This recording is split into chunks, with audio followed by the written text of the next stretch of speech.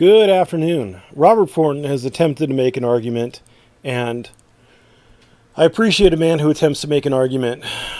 He also thinks he's kicking my ass, so because he's making an argument and he thinks he's kicking my ass, I'm going to respond substantively. You now get a full response, Robert.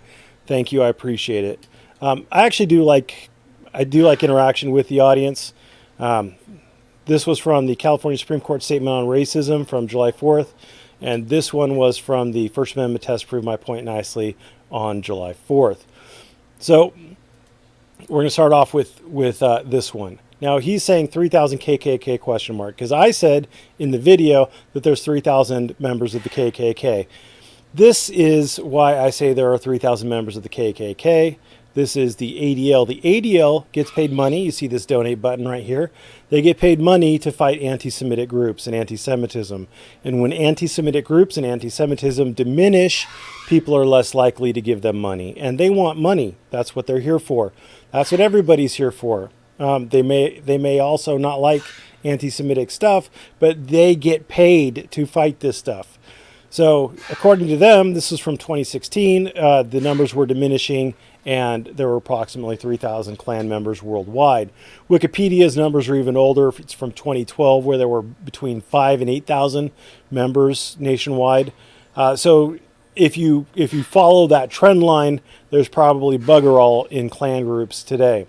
That's why I said 3,000. I mean, you could disagree with it, but you'd think that one of these would support the notion that there were, in fact, more members of the KKK. Because I wasn't talking about hate groups generally, because hate groups is a very nebulous term, and it doesn't mean shit.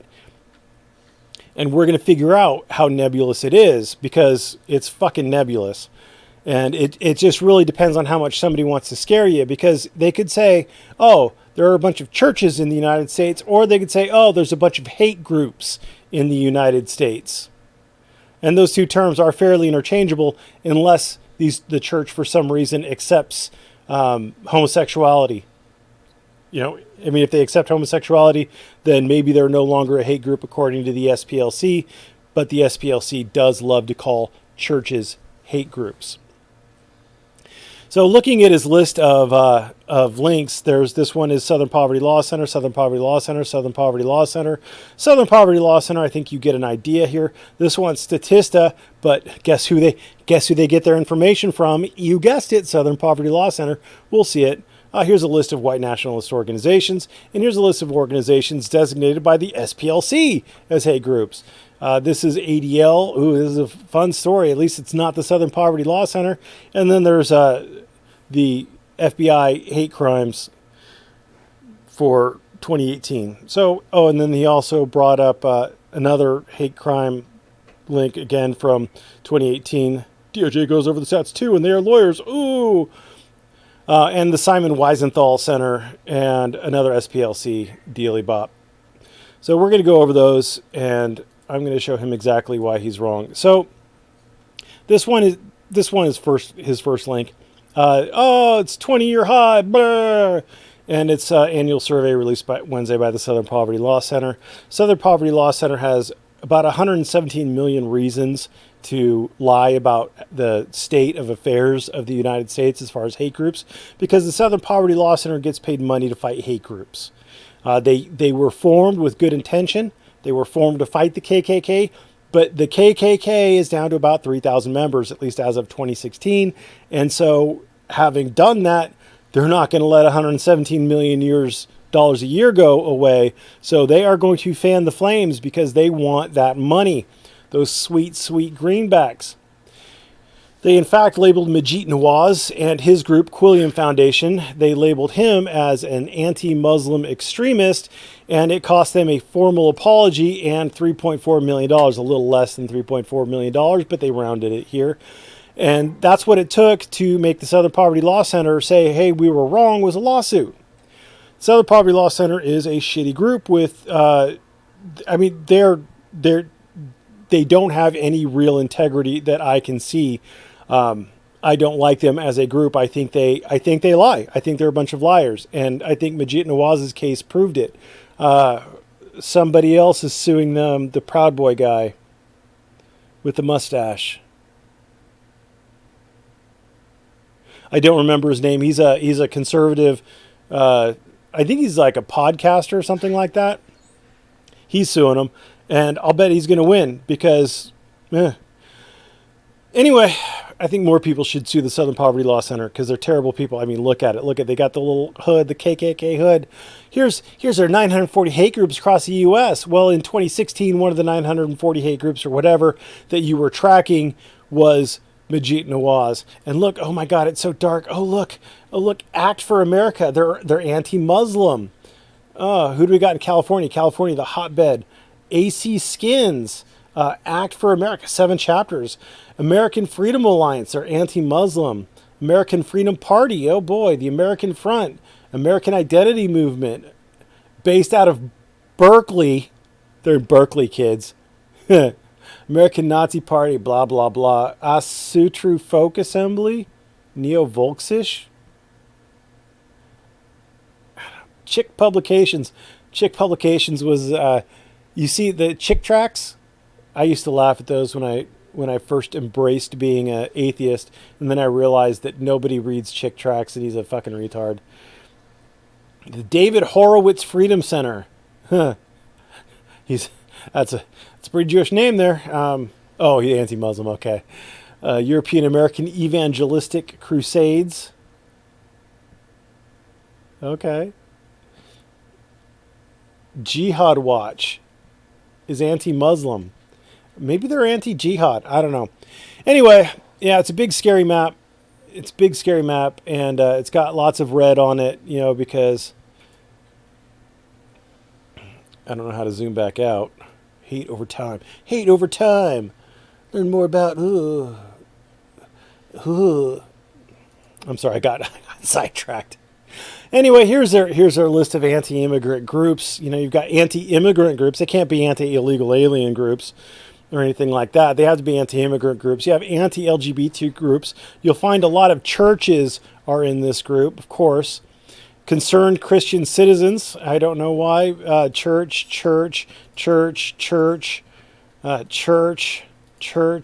Illinois Family Institute. That's probably a church. Mass Resistance. I've never even heard of them. Pass the Salt Ministries. I'm sure that's a church.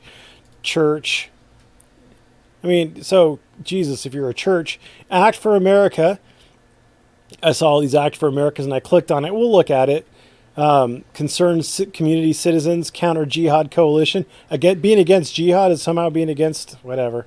I don't even know. I'm not going to follow these. I am sure Soldiers of Odin are anti-Muslim. You've convinced me on that one. But here's the Act for America. They want me to go to SPLCexposed.com. I'm not going to. But let's just look at a few things, like their policy statement. Their policy statement is a non-discrimination and anti-violence policy. That's their policy statement. Non-discrimination and anti-violence policy. Act for America has never and will never tolerate any bias, discrimination, or violence against anyone based on their religion, gender, race, or political persuasion. Freedom to practice one's religion in peace is afforded to each of us by the U.S. Constitution, and we will defend it vigorously. It doesn't sound so much like they're anti-Muslim to me, but what would I know? I don't get paid $117 million a year to find hate groups. This is another one. White nationalist hate groups have grown by 55% in the Trump era, report finds. Oh no, it's by the Southern Poverty Law Center. Woo. Big deal. This is by Statista, America's Active Hate Groups, according to research from the Southern Poverty Law Center. Here's a list of all the American white nationalist organizations. So this is no longer group, was.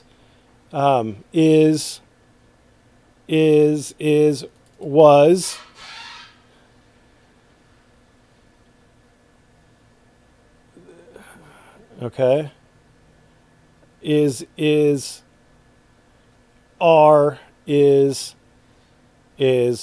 Was National Association for the Advancement of White People. It started in 1953. Anyway, so you can see that not all of these are currently active, and it, conflating the number of movements with the number of racists in the U.S., they're not the same thing. I mean, this may only have the American Resistance is an online it's a monthly online American Renaissance is an monthly online publication founded and edited by Jared Taylor. It is published by the New Century Foundation, which describes itself as a race realist white advocacy organization. It's a fucking online publication. Oh, the humanity. Oh, the humanity. I'm sure Jared Taylor has been busted for something. Here's Jared Taylor. What has he been convicted of? Oh, nothing. Congratulations. I'm sure he says terrible things, but he hasn't been convicted of anything. What has he done? Here's a list of organizations designated by the Southern Poverty Law Center's hate groups don't really care. This is Behind the American Guard, hardcore white supremacists from 2017. A dozen ralliers were members of Vinlanders, American Guard, WOA, whatever. Somebody needs to help them out pick better names. And then there's the 2018 FBI hate crime statistics. Who really cares? I don't really care. There were how many hate crimes? About 8,000? 7 or 8,000? 7,000, 8,000 hold on. Let me just get into it. Here we go. So, about 8,819 victims, right? Known offenders, these aren't convicted, these aren't arrested, these are known offenders, meaning that the victim said who assaulted them. It was a white guy, it was a black guy, it was an Asian guy, it was whoever.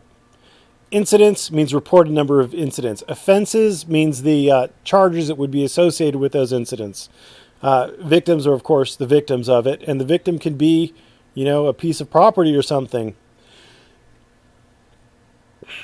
Anti-gender non-conforming. There's 24, whatever. I just don't even care. So you have 8,800 whole victims, of which there were how many murders? There's 24 whole murders, 22 rapes.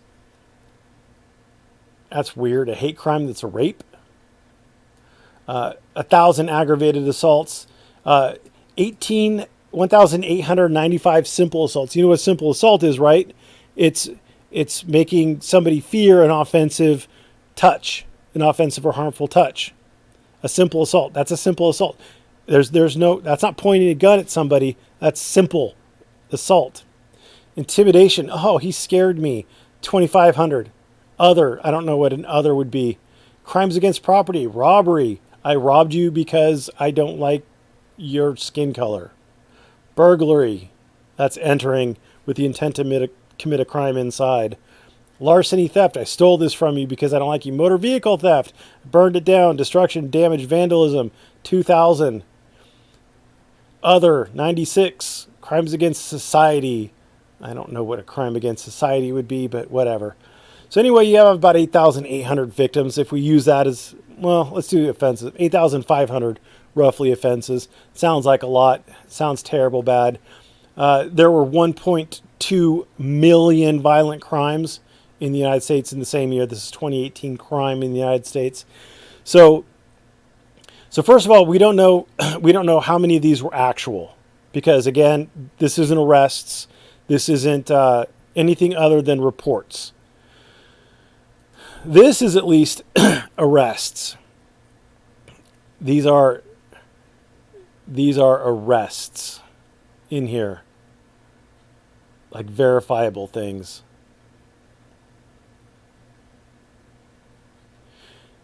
But anyway, there's 1.2 million. And remember, even if we use their full number of 8,500, there's 330 million people in the United States. In 2018, there was 327 million. I'm assuming there's 330 million today because it goes up about 2 million a year. So 2019 would be about 329. We're halfway through 2020, 330. So 330 is a rough estimate, but 1.2 million, not bad. If you look, the 386.6, 383.8, 368.9, the violent crime rate has been dropping year over year for the last 3 years. It did spike. It was we're back down to 2013 standards. 2010 was a bad year. 2009 was a bad year. 2008 was a bad year. My. Yeah, so the violent crime rate keeps dropping, but still there's 1.2 million violent crimes last year. 8,500 isn't a lot. It's still a very small percentage. This is another thing. Ooh, here's a breakdown of the crime statistics. Ooh, in handy chart form. Ooh. I don't know why he sent this to me. I can read a chart. Thank you very much. But again, it's not so. You can't just take these things at face value. Southern Poverty Law Center has a vested interest in there being hate groups out there because they get paid for there to be hate groups out there. And of course, Trump must be a racist. So then this is the link he gave me to the Simon Wiesenthal Center. I don't know where he meant for me to go in here. But here is the Simon Wiesenthal Center. It's a human rights organization. According to its mission statement, it's a global human rights organization researching the Holocaust and hate in a historic and contemporary context. The center confronts anti-Semitism, hate, and terrorism, promotes human rights and dignity, stands with Israel, defends the safety of Jews worldwide, and teaches lessons of the Holocaust for future generations. Of course, there have been some controversies for labeling certain things as anti-Semitic. It has come under fire from media outlets, Jewish groups, and foreign officials in several high-profile controversies surrounding its labeling of speech as anti-Semitic. It overlabels things anti-Semitic. And again, why would it want to label things as overly anti-Semitic? This is Charity Navigator. This is the Simon Wiesenthal Center. And the Simon Wiesenthal Center has about 25 million reasons to label things as anti-Semitic. They have a vested interest in there being hate and anti-Semitism. And then this is the last link he sent me on this particular issue. The radical right was more successful, but it's again Southern Poverty Law Center, and again they want their dollary dues. So I think I have undone you here, sir. You have not shown that there are more than 3,000 KKK, and all of your links show really nothing. Again, even using the FBI crime statistics, they have the least vested interest in there being hate crimes out there. Even theirs is going to be overinflated because of people doing things like Jesse Smollett and other people, the hoax hate crimes that we hear about on the news. It's terrible. This person was attacked. It's terrible. It's terrible. And then we come out to find out later that, a member of the church burned the church down and sprayed, this is our country or whatever on it, whatever. There's been a whole bunch of hoax hate crimes. It is a thing. You can look it up yourself. So then he feels bad for being the one who keeps kicking me, but you asked for a racist law. Okay. And then here's the link. Mississippi residents vote on Jim Crow era provision meant to dilute black voting power. This is charged, just so charged.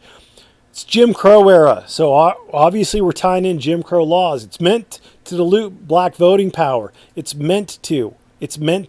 Whoever wrote this law intended for it to dilute black voter power. This is the title. I mean, you just copy pasted it. Congratulations.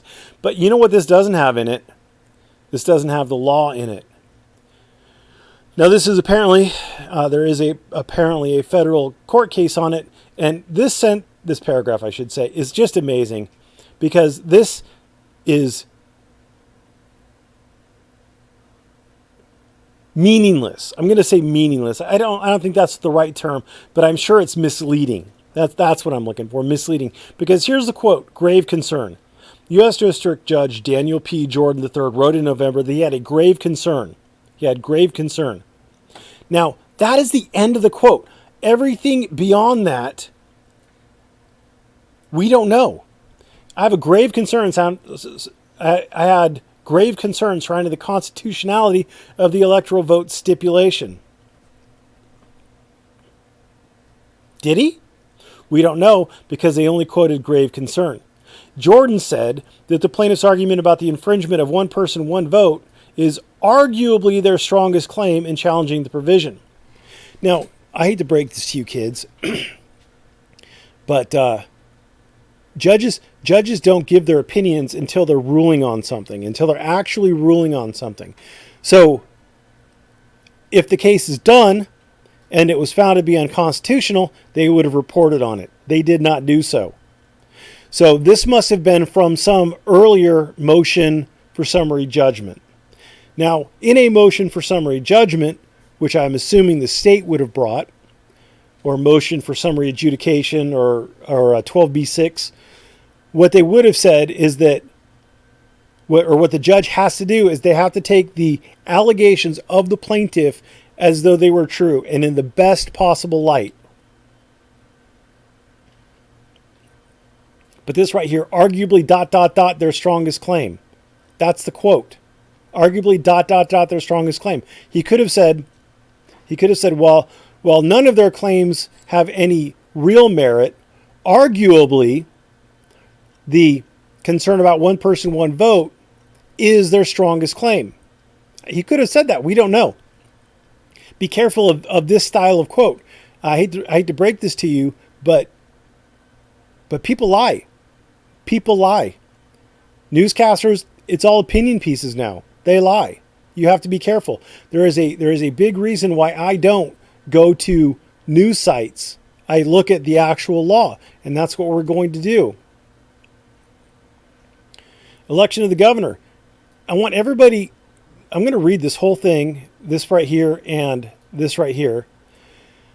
And I want you, if you're playing along, to put in a timestamp in the comment section of where you hear the racist language.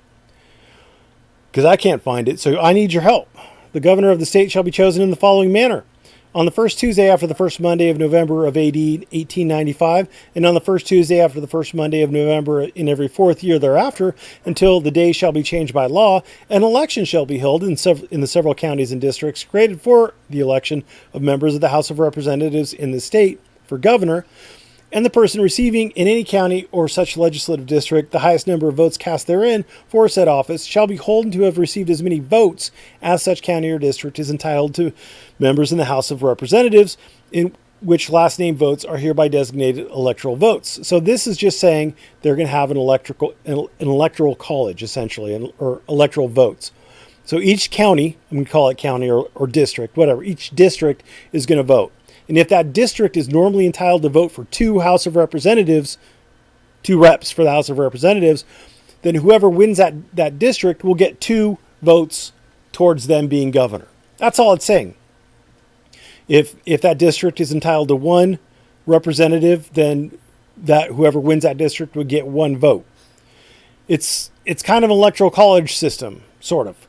In all cases where a representative is apportioned to 2 or more counties or districts, the electoral vote based on such a representative shall be equally divided among such counties or districts. That's just saying that if 2 districts would normally get to vote for 1 member of the House of Representatives, then each one will get half. Whoever won it will get half. The returns of said election shall be certified by the election commissioners or the majority of them of the several counties and transmitted, sealed, to the seat of the government, directed by the Secretary of the State, and shall be by him safely kept and delivered to the Speaker of the House of Representatives on the first day of the next ensuing session of the legislature. That's just saying that they're going to take the returns, and they're going to send them to the Secretary of State. Again, no racism as far as I can tell. The Speaker shall, on the same day he shall have received said returns, open and publish them in the presence of the House of Representatives, and said House shall ascertain and count the vote of each county and legislative district, and decide any contest that may be made concerning the same, and said decision shall be made by a majority of the whole number of members of the House of Representatives concurring therein by a viva voce vote, which shall be recorded in its journal, provided in the case of 2.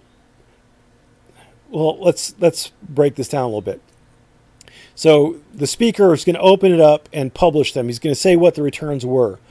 And the House shall ascertain and count the vote of each county and legislative district. So the House will look at it and make sure they'll count it. They'll be like, the speaker will be like, for county 1, it was 141 to 172 for Bob, and so the House is going to count those up, and they'll decide any contest that may be made concerning the same. So they're going to say, well, this is contested, it's this vote may or may not be accurate, hanging chat or whatever. So they're going to decide any contest that may be made concerning the same. And said decision shall be made by a majority of the whole number of members of the House of Representatives.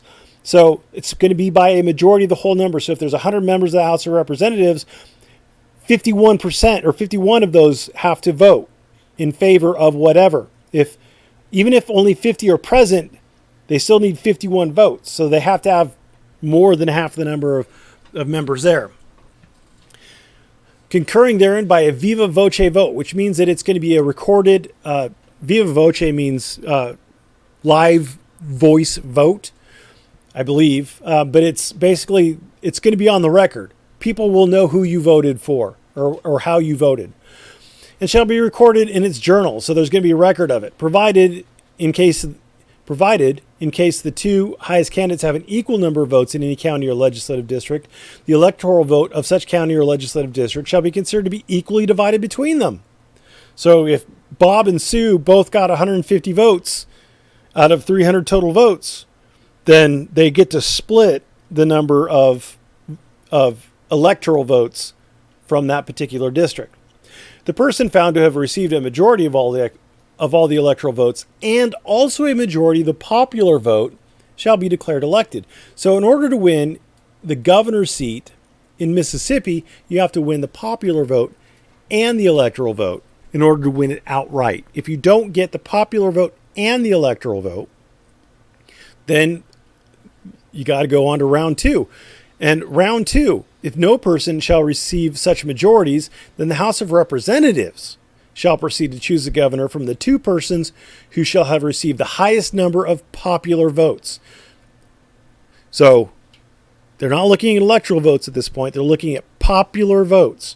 The 2 people who got the most popular votes, the House of Representatives is going to choose between them. The election shall be by viva voce vote. Again, it's going to be a voice vote that's recorded in such a manner as to show for whom each member voted. So I hope everybody paused the video and recorded the timestamp of where you heard the racism. And again, my point in asking for these racist laws was because if there is a racist law, then it should be addressed. Now, if in fact this particular constitutional provision is found for some reason that I don't fathom to be racist, well, guess what? Mississippi residents are going to vote on it. And it's already either has been challenged or is being challenged in federal court. So good. But this conclusion, so there is at least one racist law in the books. Number one, I didn't say there weren't racist laws on the books. I said I have never seen one, so show it to me. I don't think there are any, but I haven't seen one. But this certainly doesn't look like a racist law to me. So there you go. You have a pleasant night as well. Thanks for watching. Have a great day.